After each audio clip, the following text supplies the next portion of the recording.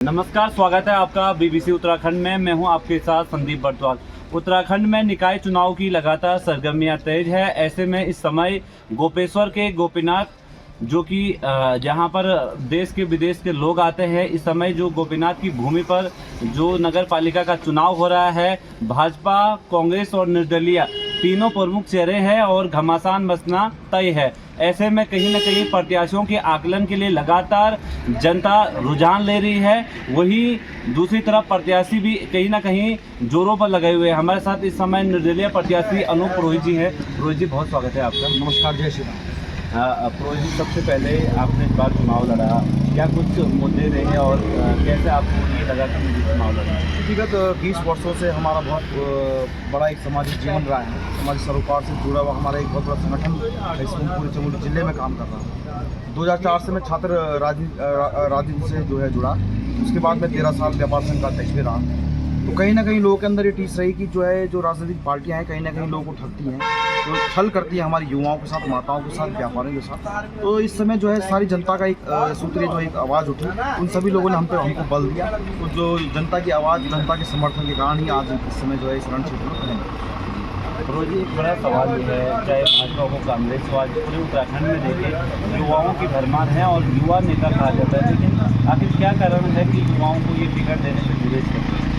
बिल्कुल नारों में हमेशा युवाओं का इस्तेमाल होता है, चुनावी रैलियों में हमेशा युवाओं का इस्तेमाल होता है, परंतु चुनाव जीतने के बाद सबसे पहले जो साइड लाइन होती है वो युवाओं की होती है। तो इस समय जो ये चुनाव हुए, हम जो ये चुनाव हम लड़ रहे हैं, बेसिकली ये चुनाव युवाओं के हितों के लिए, माताओं के हितों के लिए ही लड़ा जा रहा है। और आने वाले समय में ये पूरे उत्तराखंड में एक नाजिर साबित होगी कि अगर किसी भी राजनीतिक दल ने कभी अगर युवाओं को अनदेखा किया तो उनको बहुत बेहतरीन जवाब यहाँ की जनता देगी और अपने वोटों के द्वारा जो उनको जवाब देगी।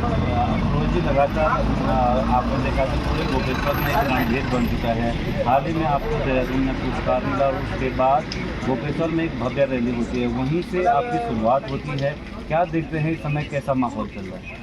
मैं तो ये कहना चाहूँगा कि जो है इस समय ये चुनाव जन बल और धन बल के बीच हो रहा है। हमारे साथ जन बल है और अन्य पार्टियों के साथ धन बल है। मैं आपके चैनल के द्वारा ये भी बताना चाहता हूँ कि दुनिया की किसी टकसाल में वो पैसा अभी तक नहीं छपा है जो हमारे नगर क्षेत्र चमोली जनपद के जो है लोगों का ज़मीर खरीद सके। इस समय हमारी सारी जनता का ज़मीर जाग चुका है। वो जानते हैं कि सच्चे जो लोग, सच्चे सेवक जो हैं, उनको इस समय राजनीति में आना बहुत ज़रूरी है। तो इसी के कारण सारी जनता का विश्वास हम पे है।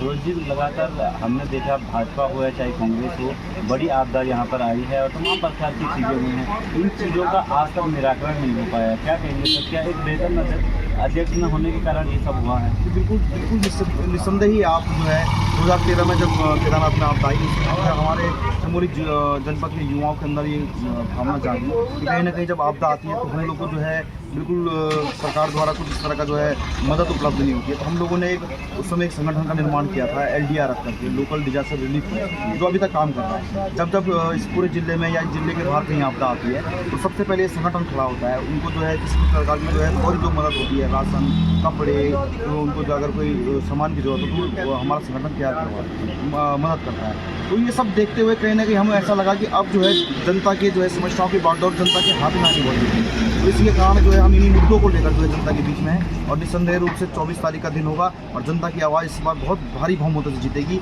दोनों जो है पार्टियां जो हैं वो जो है उस दिन 24 तारीख के दिन देखेंगी कि जब जनता जवाब देती है तो उसका जो है परिणाम बहुत सुखद होता है। अंतिम सवाल ये है कि गोपेश्वर में प्रमुख समस्याएं क्या है जिनसे लेकर आप कार्य करने वाले हैं? पार्किंग बहुत बड़ी समस्या है। यहाँ का ड्रेनेज सिस्टम खत्म हो चुका है। यहाँ जो है मूलभूत सुविधाएं, जो रस्ते नाली हैं, उन तक की जो है आज तक सुनवाई नहीं हो पाई है। बाकी तो हम क्या कहें कि जो है जंगली जानवर जो है बहुत परेशानी का सबब बन चुका है। बंदर जो है आए दिन जो है माताओं बहनों पर हमला कर रहे हैं। गाय जो है आवारा मर रही हैं। कुत्ते जो है बेचारे आवारा जो है। अगर हम सत्ता में आए तो सभी जानवरों का, इंसानों के लिए, जानवर से लेकर इंसान तक का बहुत बेहतरीन जो है हम लोगों ने एक ब्लूप्रिंट तैयार किया है।